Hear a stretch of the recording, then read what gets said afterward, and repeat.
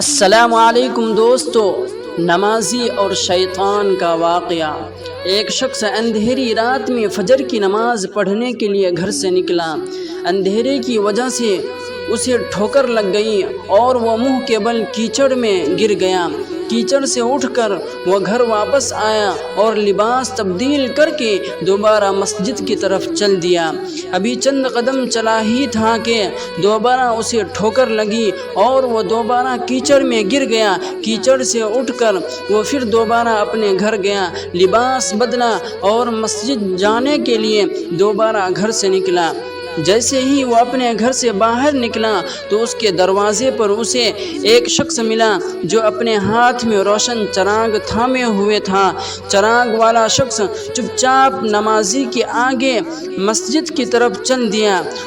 اس مرتبہ چراغ کی روشنی میں نمازی کو مسجد پہنچنے میں کسی دشواری کا سامنا نہیں کرنا پڑا۔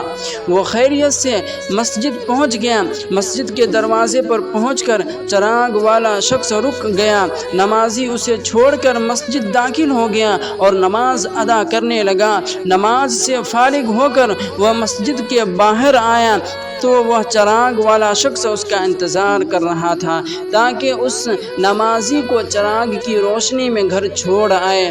جب نمازی گھر پہنچ گیا تو نمازی نے اجنبی شخص سے پوچھا، آپ کون ہیں؟ اجنبی بولا، سچ بتاؤں تو میں ابلیس ہوں۔ نمازی کی تو حیرت کی انتہا نہ رہی۔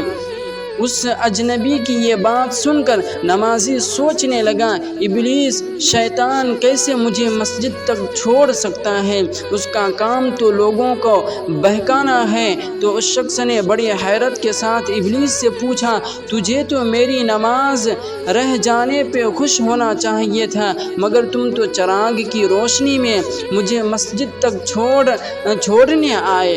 ابلیس نے جواب دیا کہ جب تمہیں پہلی ٹھوکر لگی اور تم لباس تبدیل کر کے مسجد کی طرف پلٹے تو اللہ تعالیٰ نے تیرے سارے گناہ معاف فرما دیے۔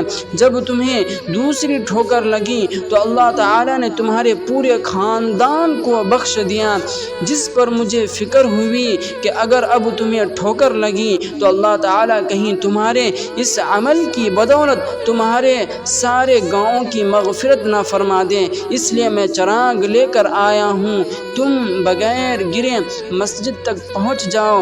اس شخص نے جیسے ہی یہ بات سنی تو اس نے اللہ تعالیٰ کی بارگاہ میں اپنا سر جھکا کر اللہ کا شکر ادا کیا۔ تو دوستوں، یہ ہے ہمارے رب کی شان۔